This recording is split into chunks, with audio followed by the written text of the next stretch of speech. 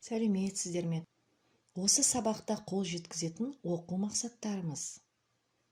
Сөз таптарының сөйлемдегі қызметін анықтау. Дерек сөздерден мәтін, сөздік, сызба, кесте, диаграмма, қажетті ақпараттарды табу.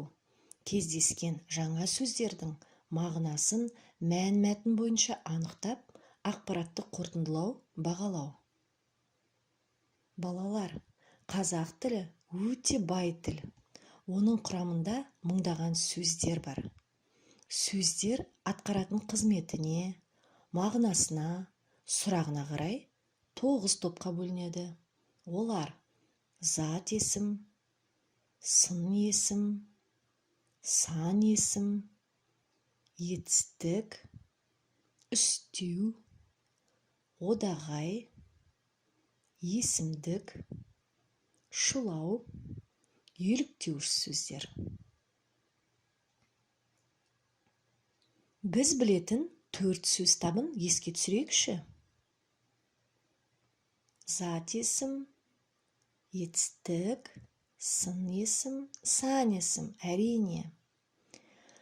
Зат есім дегеніміз не? Сөз таптарының ережесін есімізге түсірейік. Әрине, заттың атын білдіретін сөз табын зат есім деп атаймыз. Адам туралы адамдарға кім-кімдер деген сұрақтар қойылады. Ал басқа зат есімдерге нелер деген сұрақтар қойылады. Енді кім жылдам ойынын ойнап көрейік. Балалар, кірпі өзінің үстіндегі алмаларын жоғалтып алыпты. Соны тауып берейікші. Ол үшін түскен алмаларға сұрақ қою арқылы орнына апарамыз. Қане, іске сәт. Көркем, оқушы, 2000, екінші, жеңеміз, таза, ұста.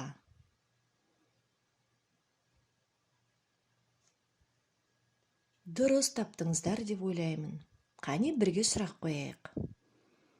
Қандай? Көркем. Сын есім, дұрыс айтасыздар. Кім?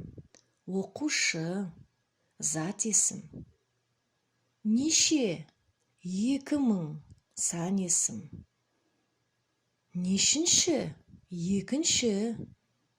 Сан есім. Не істейміз? Жеңеміз.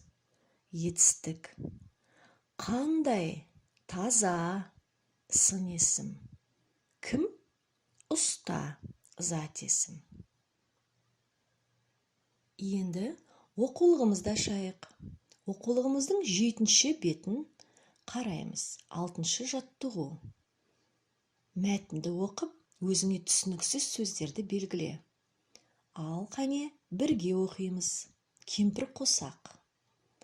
Қапырық ыстықтан кейін бұлт қоюланып, нөсерлетіп жаңбыр жауады. Жаңбыр басылған соң бұлт сейіліп, көкжиектен батып бара жатқан күн көрінеді. Дәл осы кезде тарап бара жатқан қара бұлттың арасынан жерге қарай иілген алып доға тәрізді кемпір қосақ пайда болды.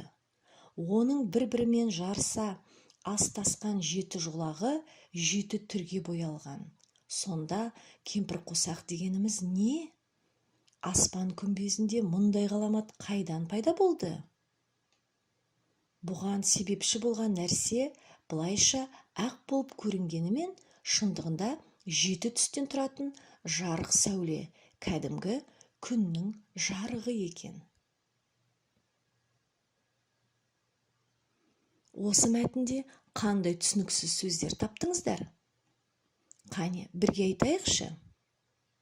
Қапырық, нөсерлетіп, сейіліп, көкжиек, ғаламат, жолақ. Дұрыс айтасыздар. Енді осы сөздерді әркім өзінің білуінше қалай ойлайды. Ал сөздіктен анықтағанымыз бұл сөздің мағынасы қалай екен, және бұл сөз қай сөз табына жатады екен. Қане бірге ойланайық. қапырық,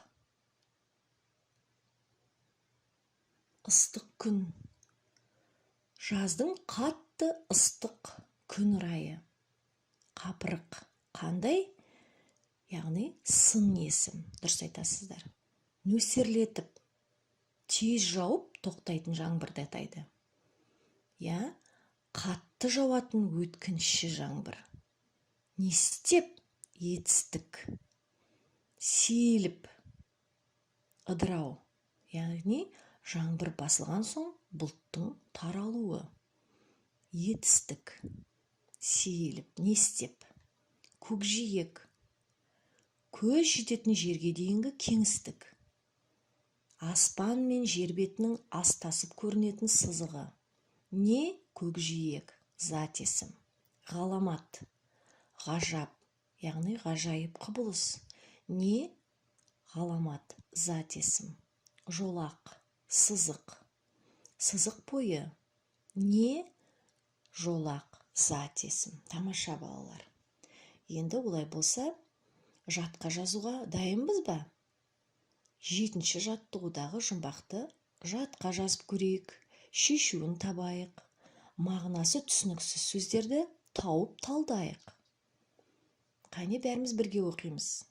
Жарқылдан соң жаңағы суға бүкті баралап, көкте түрлі жолақты өрнек тұрды ғаламат. Әли Сқабаевтың жұмбағы. Не деп ойлайсыздар шешуін? Әрине дұрыс айтасыздар. Кемпір қосақ. Енді мағынасы түсініксіз сөздер тауып көрейік. Алап, суға бөкті баралап, аймақ, өлке деген мағынаны білдіреді.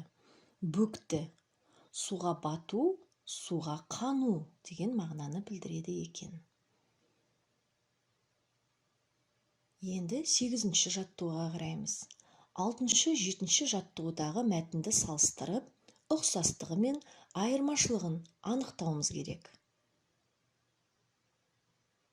Ұқсастығы. Әрине, екеуі де кемпір қосақ туралы. Айырмашылығы.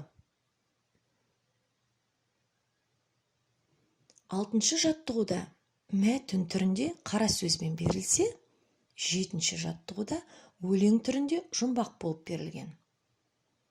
Қайсысы көркем мәтін, қайсысы ғылыми танымдық мәтін? Әрине дұрыс. Ғылыми мәтін заттың қайда кездесетіні, сыртқы бейнесі, түрі, адамның қалай пайдаланатыны туралы ескеріледі. 6-шы жаттығу ғылыми мәтін. Ал көркем мәтінде көркемдегіш құралдар, түрлі эпитеттер, метафоралар, әсерлегіш сөздер қолданылады. 7-ші жаттығу көркем мәтін. Енді 10-шы жаттығуға қараймыз. Тірек, сызбаны пайдаланып, сөз таптары қалай аталатын және олардың сұрақтарына назар аударайық.